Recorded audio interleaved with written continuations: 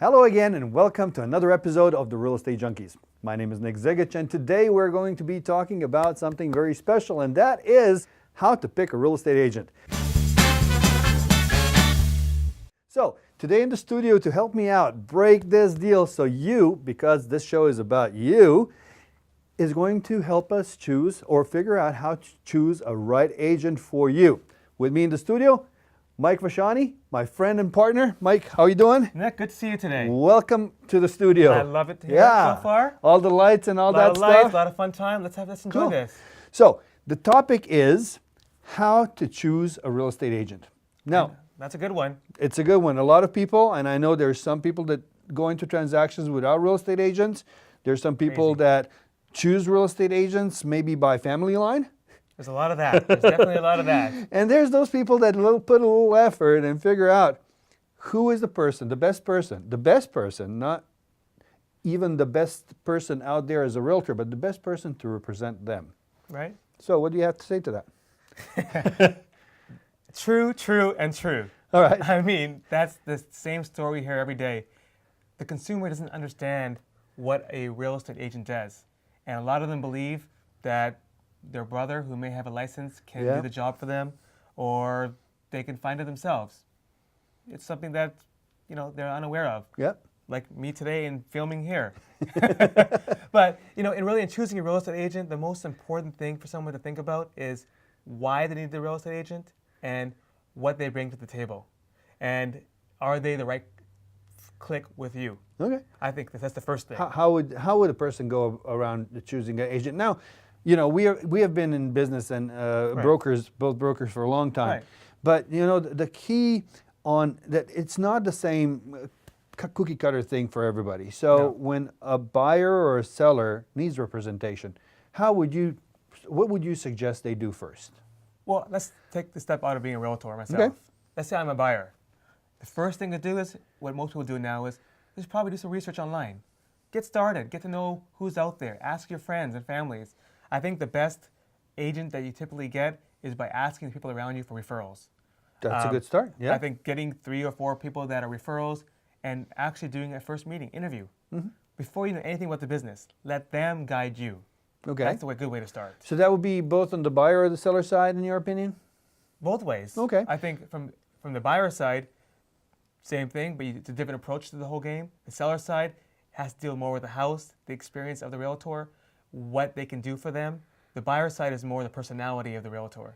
So, you made a good point on one thing that I want to stick to, is there is the questionnaire. So people could bring in an agent. I meet with clients every day, and I know that they don't have the right questions for me. So I have to give them the questions and the answers. So what would be the questions? A good question. That's a good one. A lot of, when you meet with, say a buyer, the first thing I would do is, if a buyer calls me, is they think they know what they want right away. They'll say, I want a 4-bedroom house, I want 5,000 square feet, I want to live in the best community and the best schools. Yeah, for $200,000. And I have $200,000 in cash.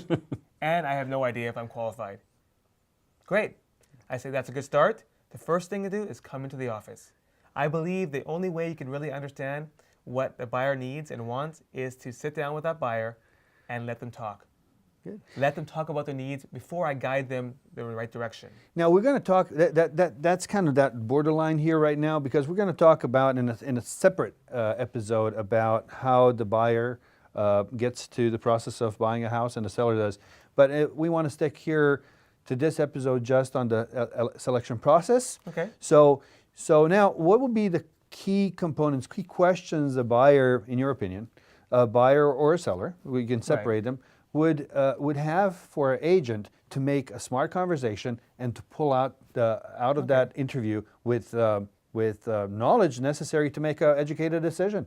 Okay. I don't think it's specifically the experience of the realtor. It's understanding what they have done and how they've done it and how they are in negotiating.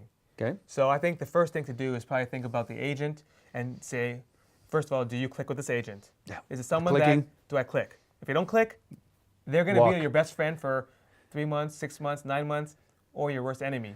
They better be. And I have to interrupt you there.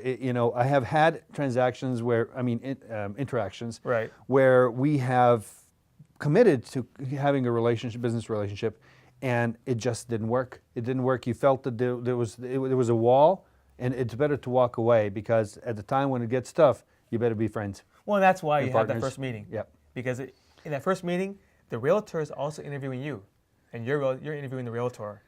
And you're going to ask the realtor questions. Hey, what have you sold? Have you sold stuff in this area before? What kind of properties do you sell?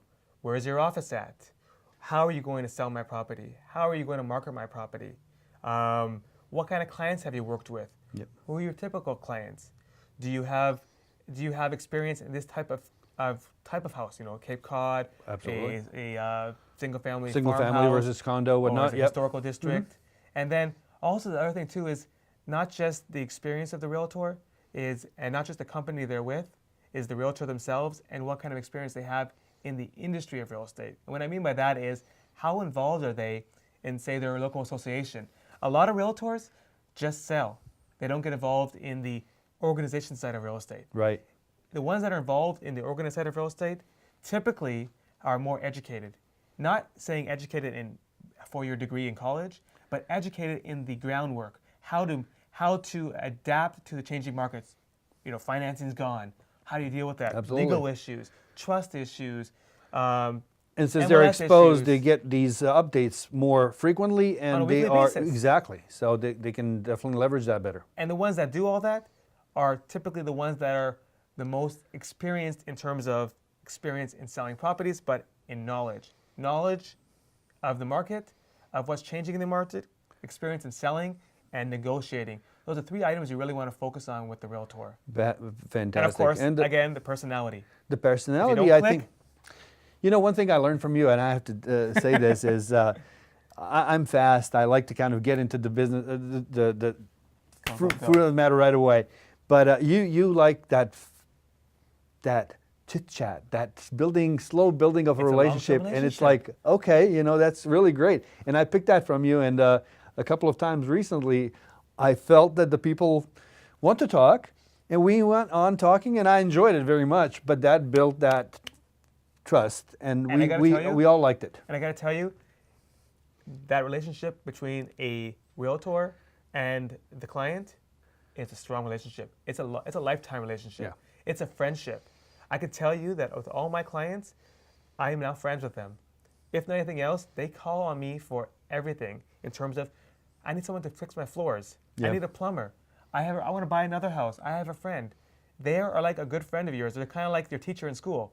You become a partner with them. They're your partner. So if you don't click, you can't be a good partner. Absolutely. And you got to make sure when you're choosing your realtor also is ask the question to the realtor, what if we just don't get along anymore during the relationship? And I know we have this contract we're going to sign, and we do sign a contract. How do you feel about that?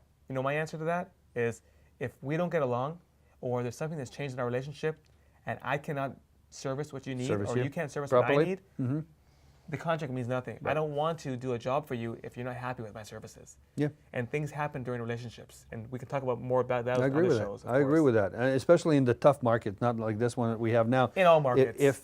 But in that particular case, when they say the length of the contract and Right. the extension of the contract, they say, look, if I'm not doing what you expect me to do, I'm out. Negotiating. Yeah. I got to do Show everything. me the right properties. Yeah. Bringing me for right vendors, affiliates, everything I need from you. Because you know what? The buyer is relying strictly on the realtor, me. Right. Now, we- whatever I say to them is what they're going to believe. They got to believe it, because if they don't believe you at any point, then you start selling somebody else's property to your Right. own client, which is not an option Right. at all. And I'm not. So and you don't it's sell to trust. and I don't want to sell to my clients. Yep. I want to get my client Help the them. best deal and help them walk through the process, because there is so much involved in this process, which I know we'll talk about later on. But the process is confusing, Yep. and the buyer and/or seller needs to be handheld. Some buyers and sellers are much more sophisticated and have done many transactions, and that's great. That's a different approach to the whole deal. Now, we talked about the seller questions to identify a good agent for themselves, but I would like you just to kind of point out or summarize the questions that the buyer should ask the agent to identify the right person for themselves. So what would those questions be? Kind of like the seller, you really have to focus on the personality. Okay. Again, we talked enough about that. But 2 is the knowledge and experience of the realtor.